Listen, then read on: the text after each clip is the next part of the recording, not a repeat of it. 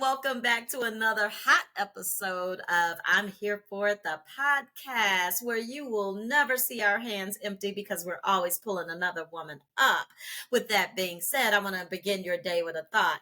Good things take time. So take your time and marinate and let those things come into fruition for you like they're supposed to. I'm one of your co-hosts. I'm Tia. And I'm Tori. And I'm your girl, Trina. And welcome back for yet another episode of the I Am Here For It podcast. When you have so many choices, we're grateful that you chose us. And guess what? We choose you. Absolutely. Well, welcome, ladies. We're here for yet another day of fun and exciting topics to talk about. Yes, we are excited. Absolutely. Good, good. And are you guys aware that today is the second day of Women's Month? I wasn't. Yes, exciting, right? So we get a month, March. Love it. Marching right on into greatness. We get an entire month, yes. 31 days. We get 31 good days. Though we all know it should be an entire year, I'm just saying. Yes. I agree, Tia. I agree. And what we're going to do is we're going to highlight during this Women's History Month, we're going to highlight our sheroes that have been assets to our life and helped to groom us into the women we are today. So I want to give a special shout out to my beautiful mother, Miss Ruby Jean Collins. Hey, Mom. My mom is just full of life. She is beautiful inside and out. She taught me from a young age of what my value was, and again, helped groom me into the woman I am today, the mom I am today, the businesswoman, the co-worker. Everything that I am is because of her. And I just want to say, Mama, thank you so much. I love you, and I hope you have a blessed day.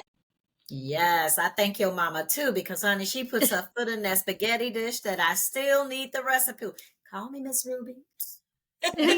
That good chicken spaghetti. Oh my gosh. And that was how many years ago? Probably like 8 or 9 years ago, honey. And I got her spaghetti on the brain. Right. It's been a while. Yes. Well, honey, I'm going to thank my lovely sisters. I have 3 beautiful sisters, Selena, Kim, and Deidre. And I just love them for what they bring to my life. And they will attest to this. We fight hard, but we love even harder. We know we bring it back in and it comes back, I think, stronger. You know, we always say things ain't going to be like they used to be. You're darn right, because they can be better than what they used to be. So I love absolutely. Kim, Selena, and Deidre. Love you all. That's good. Yeah. That's good stuff. And I want to say thank you and I love you to my 4 beautiful girls, Jasmine, Kia, Kennedy, and Maddie. You have brought joy to my life, and I want to say thank you and I love you so much. Aww. Yeah. Isn't that awesome, ladies? Well, yeah, let's just keep this going for the remainder of the month. Thank you, Trina. I like that. Love that. Well, we're going to jump right into our next segment. This segment is sponsored by Tori Styles, LLC, your source for inspirational-based products. Explore prayer books, journals, coffee mugs, stylish T-shirts, and customizable items for your brand and business. Visit www.toristyles.com. Next, we got up Trina. Come and talk to T. What you got for us, girl? Yeah, well, I guess the question of the week was, where is Wendy Williams? We want to dive into that to figure out what is really going on. Yeah. Over the weekend, a Lifetime documentary series tried to answer that question for us. For a while, Wendy struggled when seen on air on multiple occasions. In 2017, on a Halloween episode of The Wendy Williams Show, she fainted during a live taping, which she later attributed to her diagnosis of Graves' disease, an immune system disorder. In 2019, Wendy announced on the show that she was staying in a sober living home. She last filmed her talk show on July 23rd of 21, and that following year, when a court appointed a legal guardianship to oversee Wendy's finances, the state of her mental and physical health were unclear. Wendy's guardian, whose identity is redacted throughout the entire documentary, requested a temporary restraining order to block the network from airing it. But a judge said no, no, no, no, no, and turned down that request, citing the First Amendment. Wendy's care team revealed that she had been diagnosed with a progressive form of dementia, which affected her language, communication, and cognitive functions. It turns out, until Wendy entered a facility to treat her cognitive issues in 23, cameras have been following her and documenting it all for a series in which Wendy and her son, Kevin Hunter Jr., are listed as executive producers. Although at the beginning of the filming of this documentary, Wendy wasn't in touch with her son because he totally disapproved of her drinking. And according to her nephew and her friend DJ Booth, she began drinking heavily after tabloids reported her then husband, Kevin Hunter, had been cheating on her. Her family then sent her to rehab in 2019, and later that year, Wendy was done. She filed for divorce after hearing Kevin Hunter had a baby with his side piece. Totally out of line. Throughout the series, William is seen drinking, but says she doesn't have a problem with alcohol. However, her family members seem to think different. Ladies, when I tell you I watched this documentary with a saddened heart, that's an understatement. I'm trying to figure out what the purpose of this documentary was. If her and her son are executive producing this debacle, if you will, is she in agreement with everything that was actually released? Is she coming to the agreement of her health is failing and declining, and why not allow her son to benefit from it? Is that what she's thinking? Regardless of what happens, to let her son be taken care of. I know as parents, we want what's best for our kids, and we want them to always be okay, even when we may not be. So I don't know the importance or what they were going for by putting this documentary out. Seeing her in the state of health that she's in was shocking to me.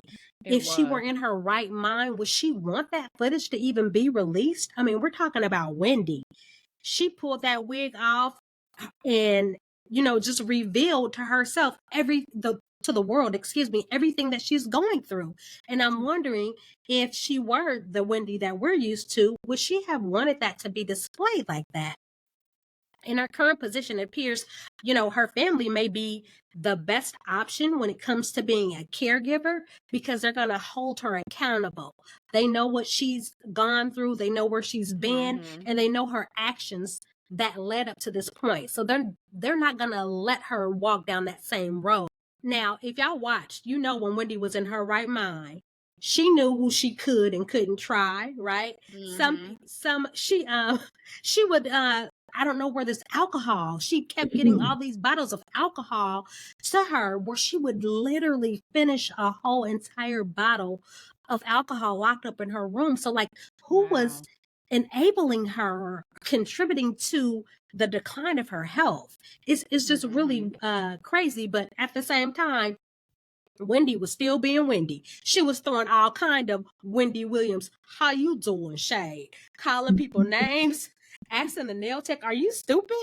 Right. Just being Wendy at the end of the day. So it was like she was coming in and out so we can get, some of the old Wendy as well as what's currently going on with her. So it was just filled with a lot of confusing information, and still left me wondering what was the purpose of this document. I think, in all honesty, my 2 cents, right? I think that Wendy thrives in broadcasting. She just does. She thrives. And I think to feel like she still had it in some kind of way, because if you also notice in that show, she kept going back to, I'm going back on TV. I'm going back on TV. And so I think with her in her mind, where she is and what we are seeing, she's thinking, I'm capable to go back and do what I used to do. So I think when they signed on for this project, she was able to do so. Now, and here's what I don't see that's kind of disheartening as well. Okay. If you notice, you never see an attorney speaking on her behalf.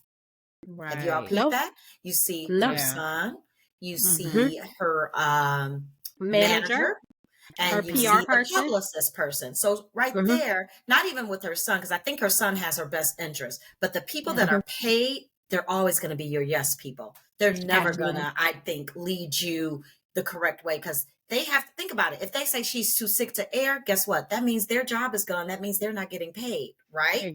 So Exactly. they don't have a Got best that. interest to say, hey, no, we don't want to do this or whatever, because they got to keep their paychecks rolling. So everybody's all game. It's all fun and games until something happens. Think back to R. Kelly. It was all fun and games. We saw it, Liam. We saw that look in her eye. And then when the Mm-hmm. money stopped flowing, oh, yeah, he's sick and he was doing this and he was doing Mm-hmm. that. That's the same thing. And I guarantee you it's going to shake down like that with Wendy Williams. But I am sad. And Wow. I want everybody, our listeners, our viewers, our team here, our co-hosts, go and watch the movie I Care a Lot on Netflix. It is the exact same thing that is happening to Wendy. Now, I'm not going to put out there that this guardian is stealing from her, allegedly, yet.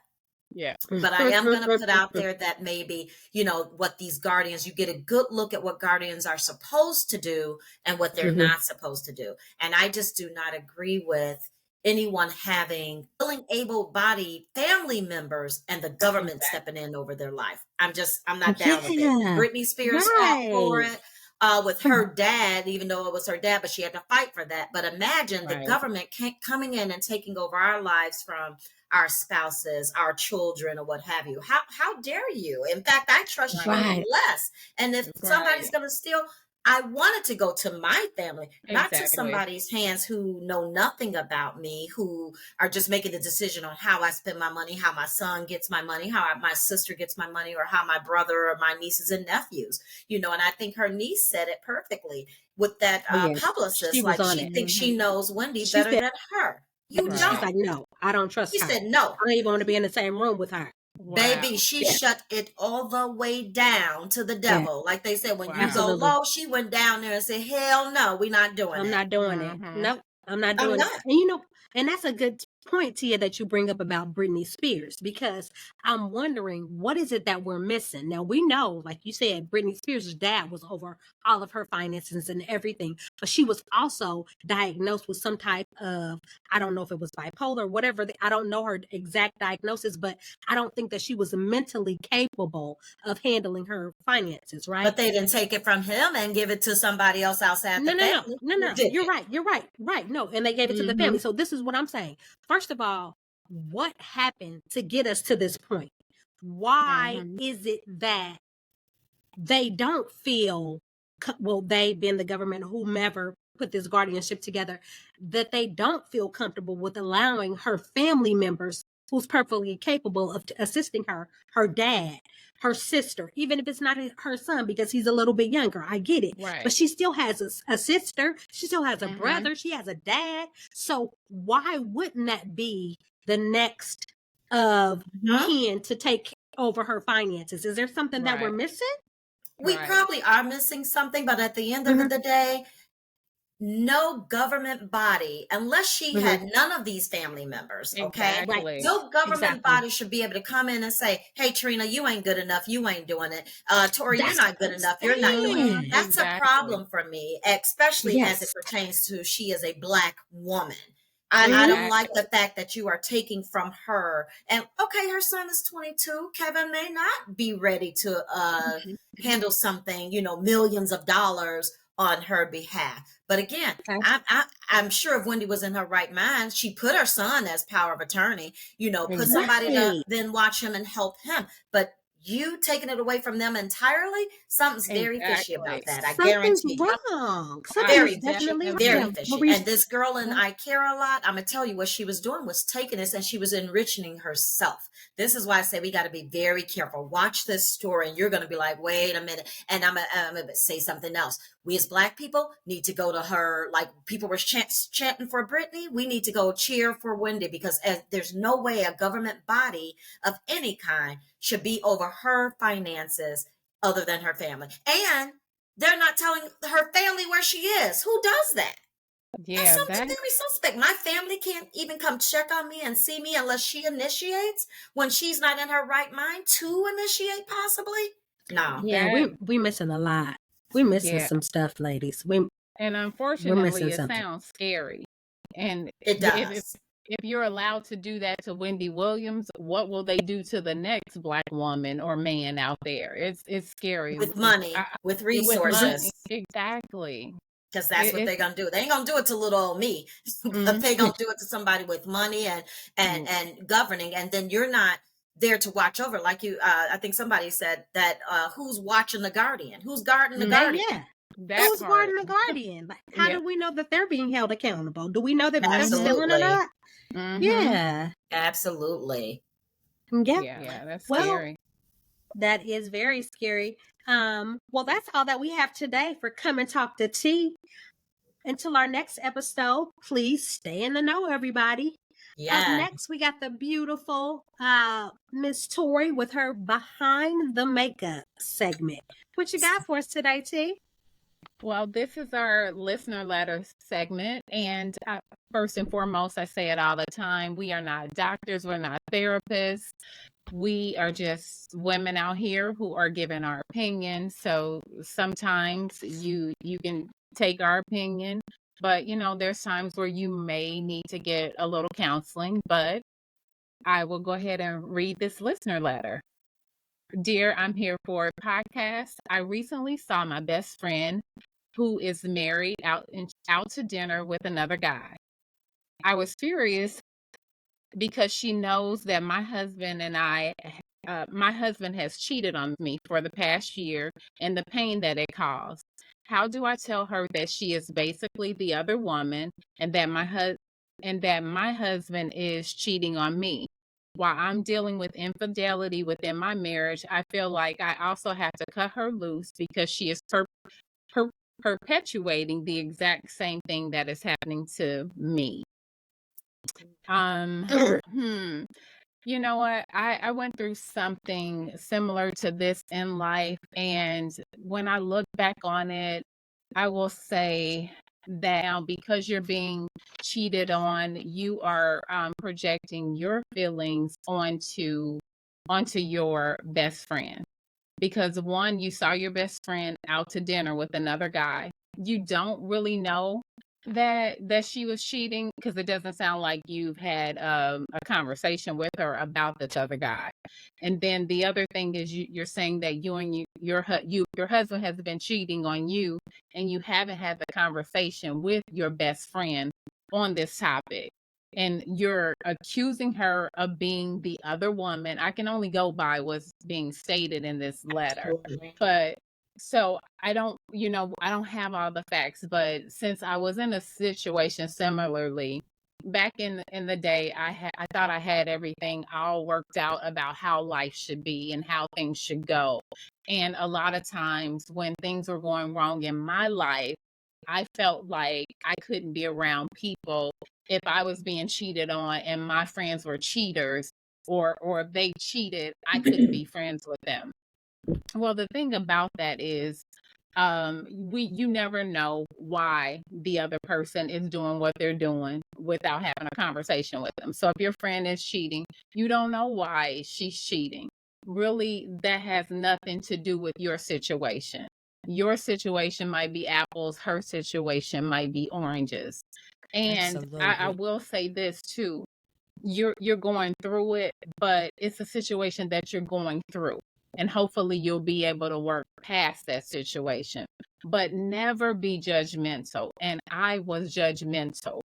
And everything that I've judged, I end up doing the exact same thing. So be careful when you are judging your friend. I would say handle your friend with grace. Find out as much as you can and see why things happen. Because even a lot of times, even if you were being cheated on, maybe it was a reason that that person is cheating. Even when I got cheated on, I used to look at it like, why is this person doing this to me? But as Mhm. I got older, I'm like, well, what did I do to cause that behavior? There's always a part maybe not always, but a lot of times you play a role into the things that are happening to you as well. So I don't know. That's just the way that I look at things later on in life. And I, me, I've been through something similar. But ladies, Yeah. what do you have to say about this? Yeah, I think I agree with you, Tori. I think at this point, the only conversation that should be had is between the author of the letter and her best friend. If I'm out and I see my girl in a restaurant, I don't care who she is. If she my girl, she my girl. I'm gonna walk up to her, hi sis, get her a hug, all that good stuff. And then at that point, we figure out live and in the living color what's going on. Who it is? Hi, I'm her friend, such and such, right? And we go from there. So I don't know why she didn't feel compelled to, address the situation as she saw fit right then and there.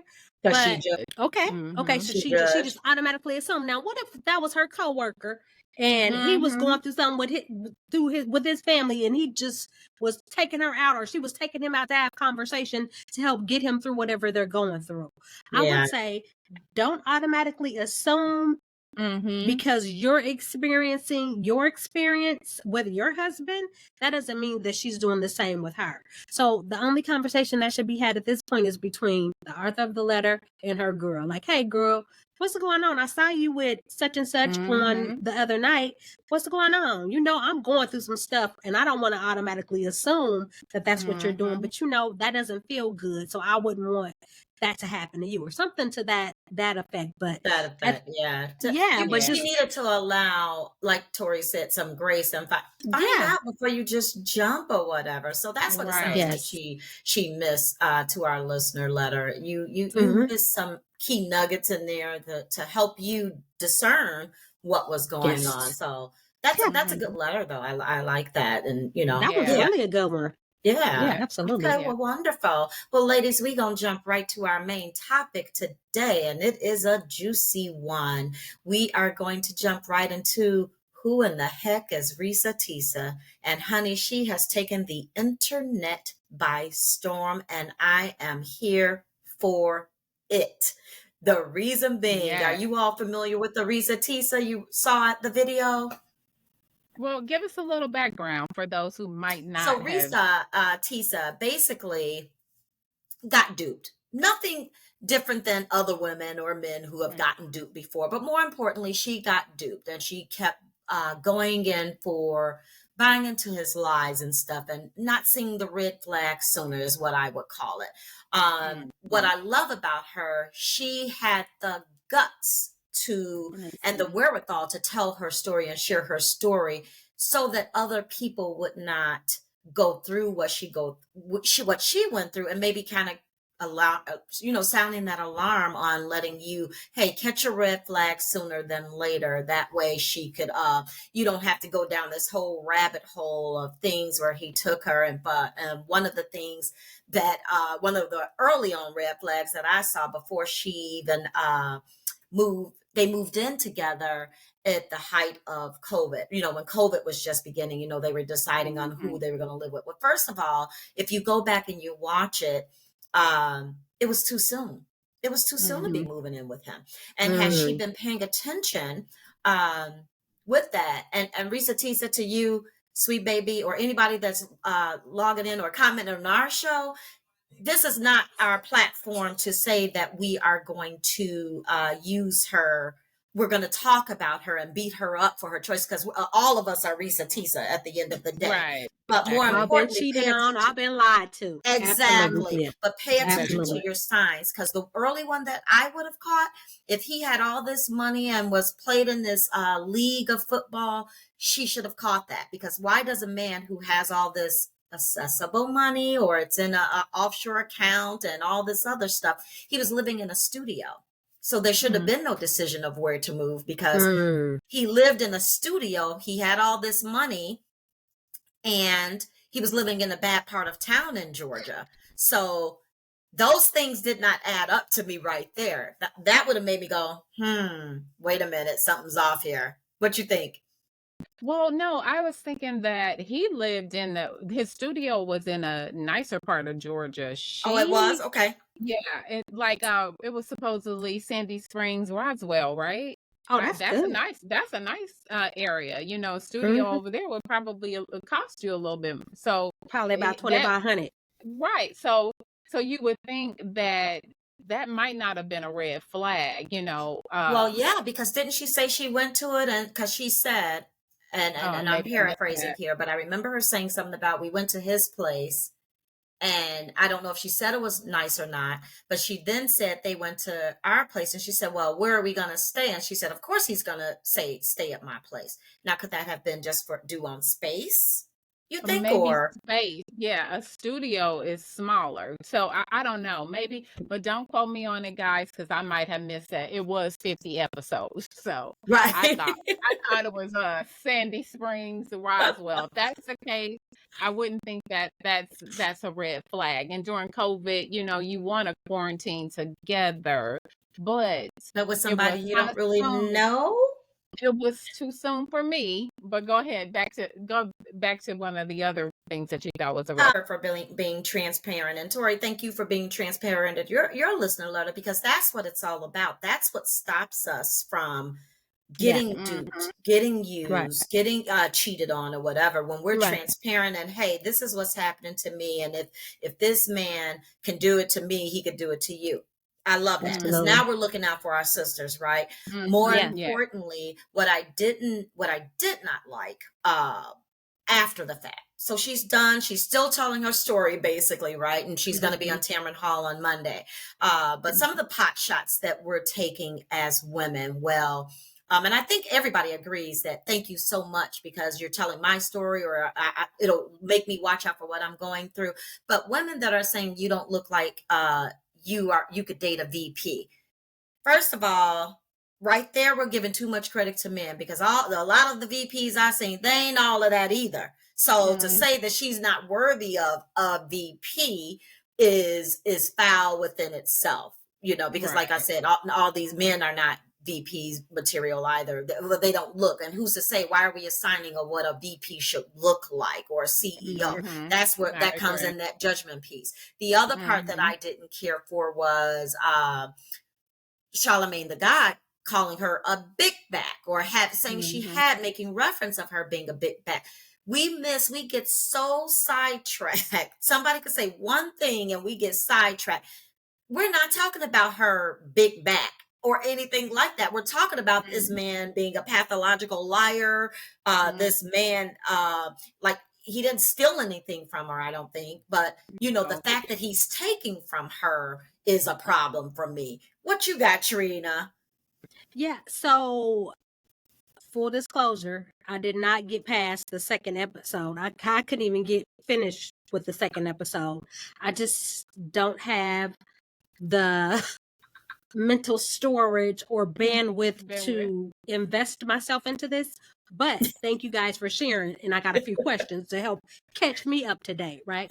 So Mhm. you just mentioned okay, us as women, we've all been through it. From teenage years, our first boyfriend may have cheated, may have lied, second boyfriend may have cheated, whatever the case may be. I think us as women that have already been involved in relationships have walked down the road of Risa, right? So I appreciate her for sharing as well.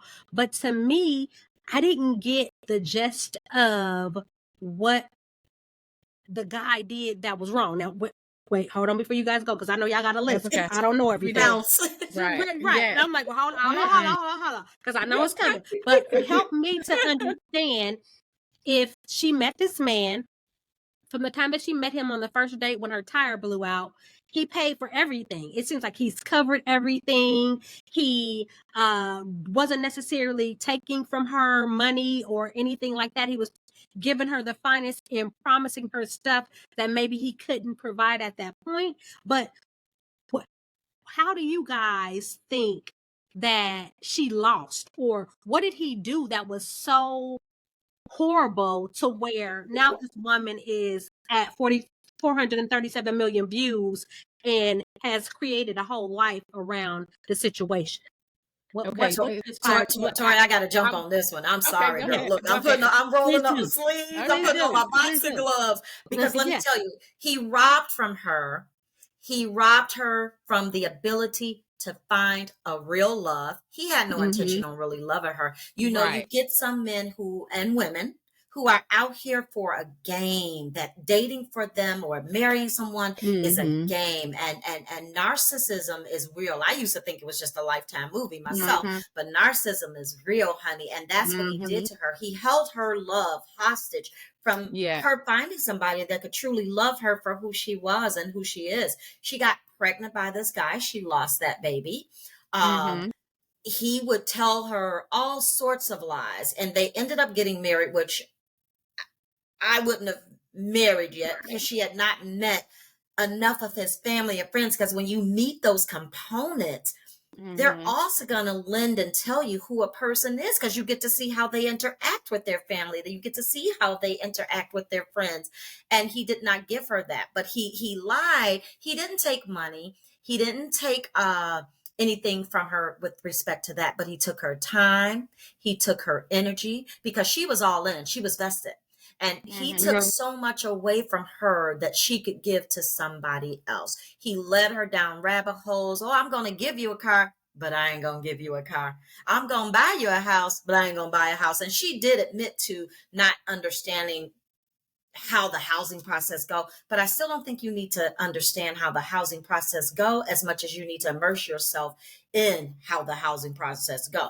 And what I mean by that is there's one portion where he kept saying, and it's a running joke now, in fact, it should be a t-shirt and I'd buy it, show proof of funds. Right? You've bought houses, you bought things, you got to show proof of funds before you go buy a car. You got to prove you can afford that car. You buy a house, you got to prove you can afford to buy that house. And he kept playing this game of, well, I'm not going to show it. I tell me I got the house first. And I don't know if you guys saw this, another Netflix thing that's going to give you a lesson. Anna Delvey, she was on Netflix, and she was this girl who ran the same trick basically on people to buy buildings, to live lavishly, travel very lavishly.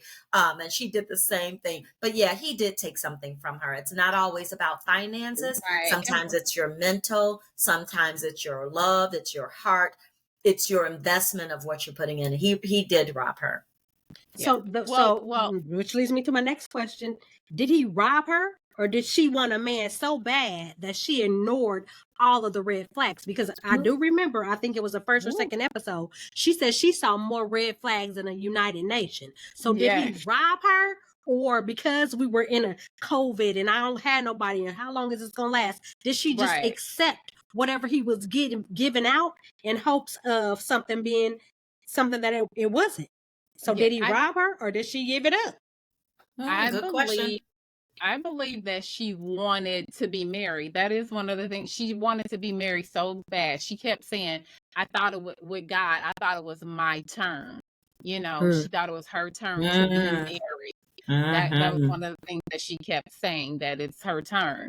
Well, maybe God, then she ended up at the end saying maybe God didn't want her to be married to him, because he did flatten her tire to stop her from going down that road. And I do believe that at the end, you know, her losing a baby was a blessing as well. I hate to don't beat me up. Yes, but because now she's not tied to him forever. Because he rob her of something? Yes, because she didn't know the man that she married. The job he said he had was a lie. He took her to a grave site, said his grandmother was buried there. That was a lie. You know, everything he said was a lie. You know, he's telling. And let's enlighten Trina real quick with the gravesite. He worked at the cemetery, which is how he was able to find a gravesite, girl. So he wasn't the BP. He was a caretaker at the cemetery. Girl, he was he more or less he worked as a temp to hire position. Okay. So he worked at the graveyard. He said he was a BP at was it a supply chain place or something? But he worked there as a condiment company. A condiment company. Ketchup, mustard, mayonnaise. Right. Yeah. So with that, he actually, and then he was getting fired from jobs. So I believe, Mm-hmm. Trina, what you're missing is, yes, he invested his money into her to get into her life to make sure that he was secure, because in the end he didn't have a dime, so he invested a little bit of money and to let her to make her to make her think that he had money, so that when he married her she couldn't dump him. And Let's then back that up was a his. little bit though too. He wasn't investing. We're not talking big money, Trina. We're talking about just taking care of day-to-day bills that he would have been taking care of had he been at his studio anyway. So it wasn't like he was Right. investing big money. He was just investing the dream to make her think he was Right. more than. And Right. any amount of money at that point that she didn't have to come out of her pocket for was a Right. plus in her eyes, and it made it Right. appear as if he were a provider and things of that nature. Exactly. Oh, okay. Yeah, and then Exactly. she Mm. lived on a side of town that was Riverside.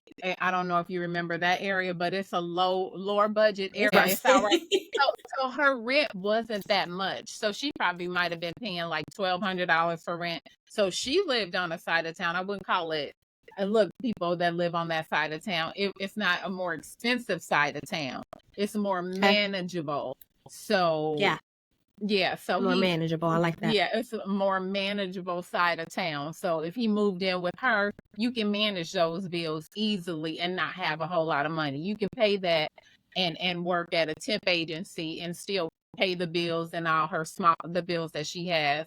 Right. And so, but he's lying, saying that he has 5 accounts, offshore accounts. He has $750,000. But what he did was he took screenshots from Google to make it appear like he was more than what he was.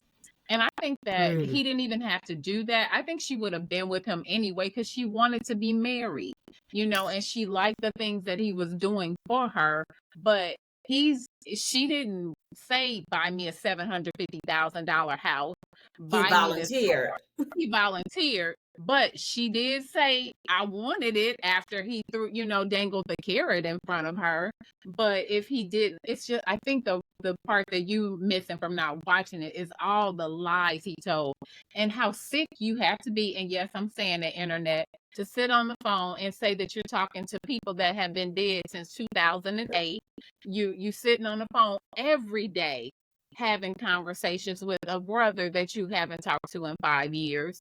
And it's just, Well, it was a he did it horror. because, again, and here's where the narcissism comes in, is that he was trying to. So the brother had the big house, the Oh, yeah. wife, the white picket fence. He had all of that, the He had a car, the 24 nice cars. So he was trying to live his life and say that was his. So he was basically dreaming. But like you said, yes, I think that there is some level of, and I am going to say it comfortably, that there is some level of mental illness there, because you have to be that you go down.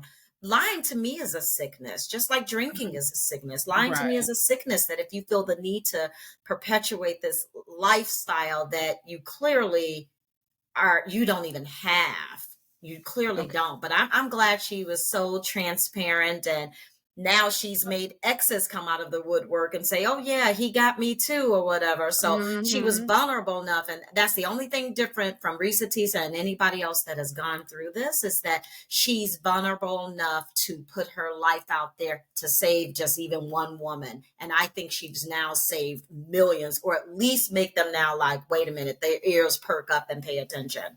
Right. And another thing that I'm gonna say now, I cannot say that this is true because this is TikTok's digging up information on him. They're saying that the family is saying that he's bipolar and schizophrenic too. And then also the other thing that Risa Tisa is doing is she has exposed a man. And I think that if more women would expose these men, it wouldn't be so much cheating going on. You know what I mean? Because they know they can't pull that. I agree. And women. I don't know. And women too. It's like, if we allow bad behavior, but if we all stop allowing the bad behavior, whether it's the man cheating or the woman cheating, it wouldn't go on so much. But I agree. she's bringing all this information to light.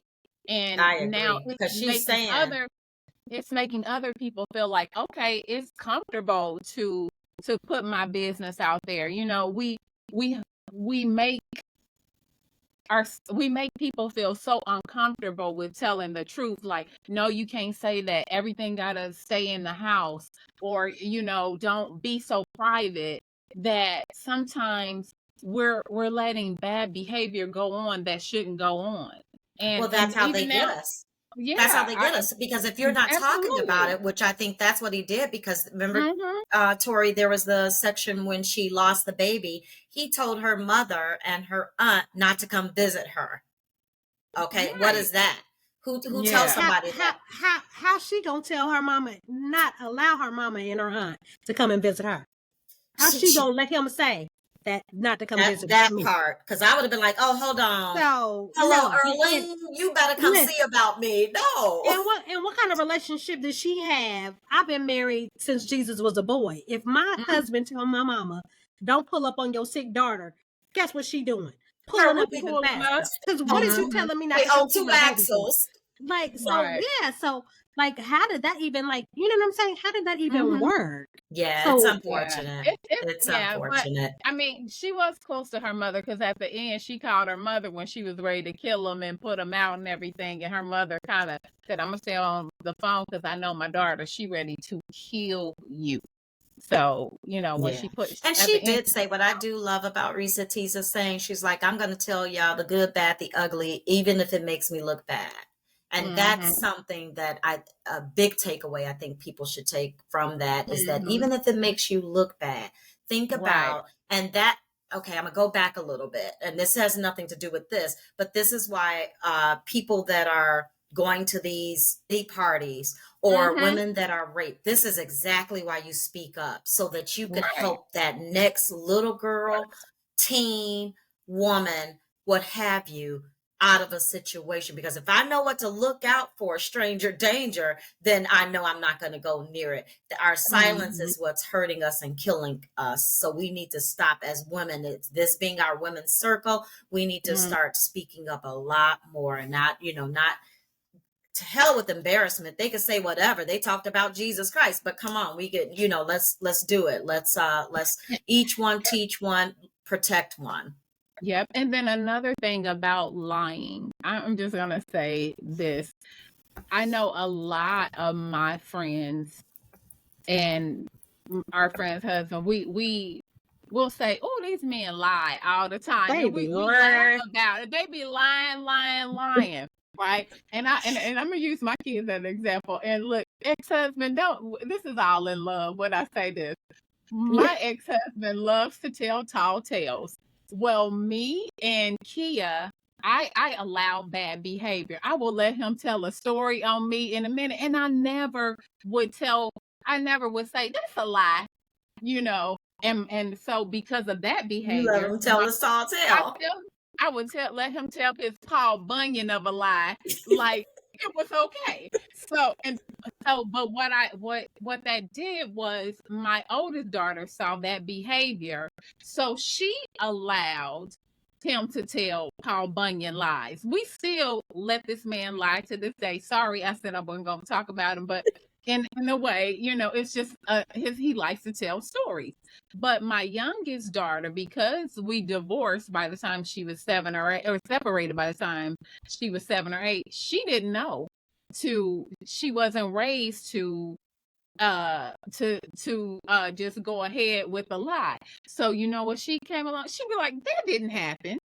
No, that's You not what bust them happened, out. Dad. She busts him out. So with that, he just looks at her and then go on and tell another story. But my oldest daughter was like, I didn't even know that was allowed. I didn't even know that you could even do that because we're just, I mean, even though these are lies with fun and everything, but sorry, my younger daughter's like, nah, the story was blah blah blah, but mm-hmm, mm-hmm. we just allow bad behavior. But when Which is somebody comes good. home, Which is good. but the youngest one lets the world know, no, you don't have to tolerate bad behavior. You You don't. you tell the truth, and I believe we need more of that. you know, I think in the so. world today to make this world better, because a lot of stuff is going on behind the scenes and nobody's saying nothing about it.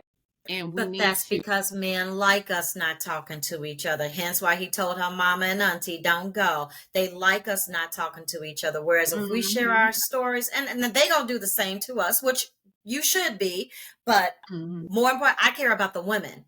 That's the gender I care about. I care about us, mhm, presenting ourselves in a good light and, kind of looking out for each other. Like, and I even think on Facebook, there's a thing, don't date this man or something on the dating cycle. So hey, let's not be afraid to share stories and information. So any last thoughts, Tree? No, just to all women, just trust yourself, trust your intuition, trust that you know that you have your best interest at heart. Be confident at all times, regardless to what anyone says about you. I don't care if they're the biggest radio personality in the world. I don't care if who it is. Like Tia said, they talked about Jesus, baby. Trust and believe. mhm, You are not uh, going to be. You are going to be talked about as well because they did mhm, talk about Jesus. So mhm. just believe in yourself, trust in yourself, and if it don't feel right, ladies, 9 times out of 10, it's not It right. ain't right. There That's you true. go. It don't Yep. feel Mhm. good. Well, wonderful, ladies. I think we had a great show. We had some. Thank you all for your wonderful content on a listener letter and your Wendy Williams. Wendy, we praying for you so Yes, much. we Tori, are. Absolutely. take us on out of here, girl. Okay. So, everybody, thank you for tuning in to I'm Here For the podcast. You can find us on all channels. You can find us on YouTube, Spotify. You can find us on iHeartRadio and many more. You can find us everywhere, basically. But We what we out need here. from you, we out here in these streets. But what we need from you, we need you to like, we need you to comment and share with a friend so that we can build our community. We are here to help you and support you, and we need your support as well. So if you have any comments or thoughts, please let us know how you feel about Wendy's segment, Risa Tisa, or anything out there. But we are here for you, and we are here for Here it. for it. Thank you. Absolutely. Bye, ladies. Have a great day. Bye. Good night. Well, good day.